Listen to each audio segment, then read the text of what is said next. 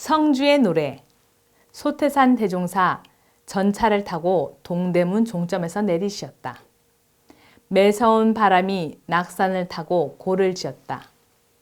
구불구불 창신길을 따라 오르시니 길가에 경성 출장소 회원들이 소태산을 반가이 맞이하였다. 소태산은 창신동 회관에 드시어 제자들의 인사를 받으시며 반가운 얼굴로 눈을 마주치니 회원들은 그 자비한 모습에 모든 시름이 다 녹는 듯 했다. 그날은 원기 11년 음력 12월 9일이었다. 소태산의 법문에 회원들도 귀를 쫑긋 세우고 환희 속에 청법을 하니 낙원이 이보다 좋을 수는 없었다. 소태산은 일상생활에서 제가로서 공부하는 방법과 고락의 원인에 대한 법문을 자상하게 설법하시었다. 이와 같은 법문을 받들던 이공주가 여쭈었다. 이러한 공부를 잘 하려면 수양의 힘을 얻어야 하는데 수양은 어떻게 해야 되겠습니까? 소태산은 잠시 이공주를 살피시더니 잔잔히 대답하셨다. 아침에 일찍 일어나서 좌선을 하고 저녁 자기 전에는 연부를 많이 하시오. 특히 초학자는 좌선보다는 연부를 많이 하는 게 좋지요. 이공주 대묻기를 연불이라면 어떤 연부를 하면 되겠습니까?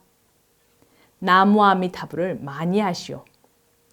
이공주는 나무아미타불을 외우라는 소태산의 가르침에 쉽게 예라는 말이 떨어지지 않았다.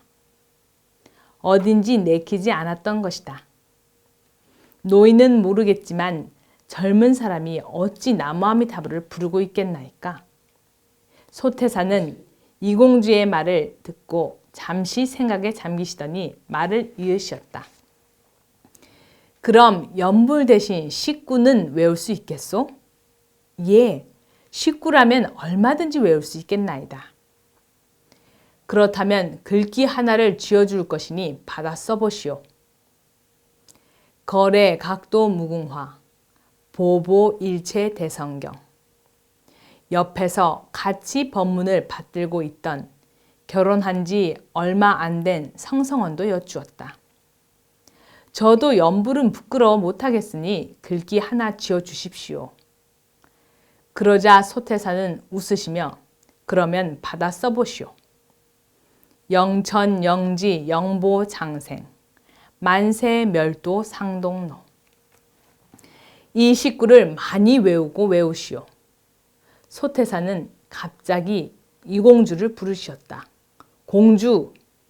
이공주는 갑자기 부르는 소태산의 호명에 놀라며 대답했다.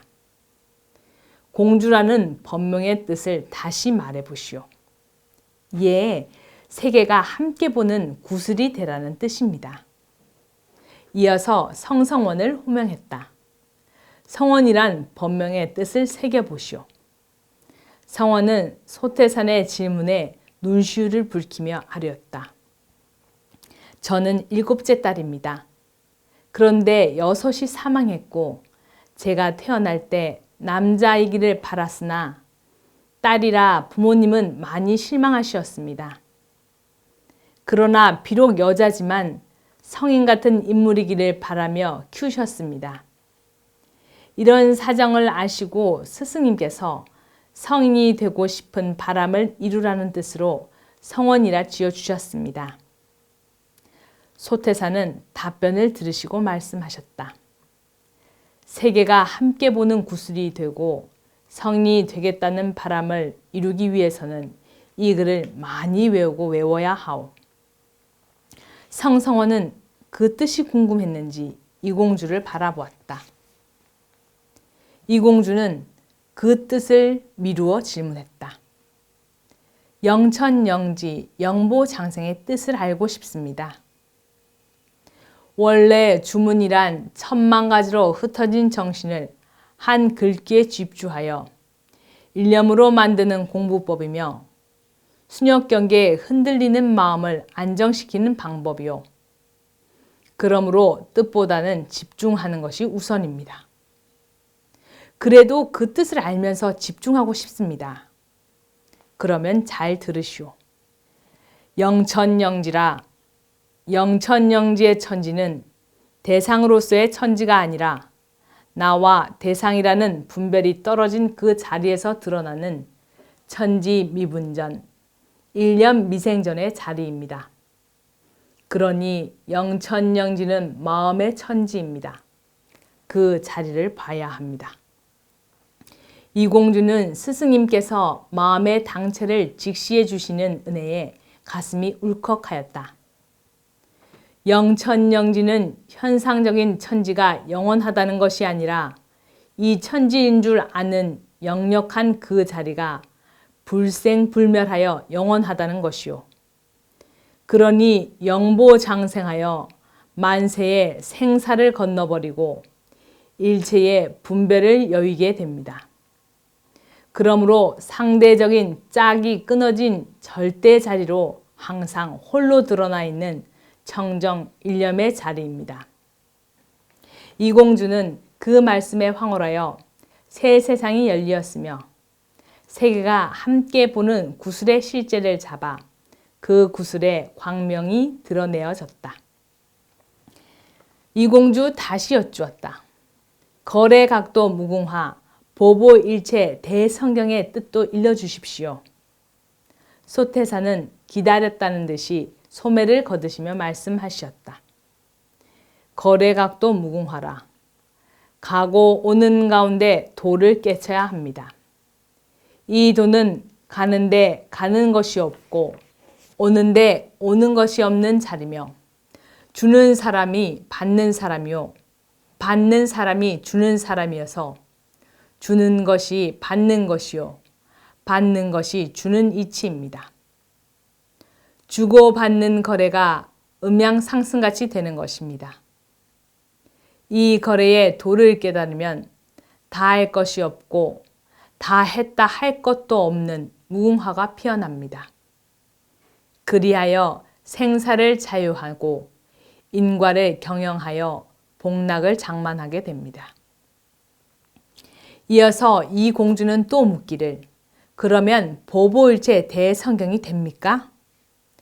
거래하는 도를 깨치면 가고 오는 발걸음이 다 진리의 소식이며 걸음걸음에 12이해의 일과 대소유무의 이치가 밝아집니다. 그러므로 발길이 닿는 곳마다 성스러운 경전 아님이 없게 됩니다. 이 공주와 성성원은 너무도 기쁜 나머지 얼굴에 화기가 돌면서 합창이라도 하듯이 말했다. 그렇다면 성스러운 발걸음이요. 성스러운 노래가 되겠네요. 소태사는 몇 해가 지나 두 시구를 이어서 성주라 제목하였다. 영천, 영지, 영보, 장생, 만세, 멸도, 상동로, 거래, 각도, 무궁화, 보보, 일체, 대성경.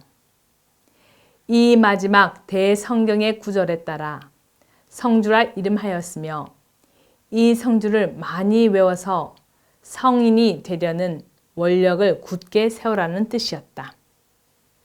소태사는 이 시구를 제자들에게 적공토록 하였다.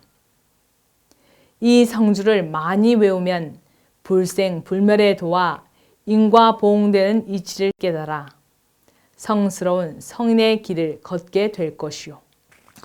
그리고 천도주문으로 사용토록 하였다.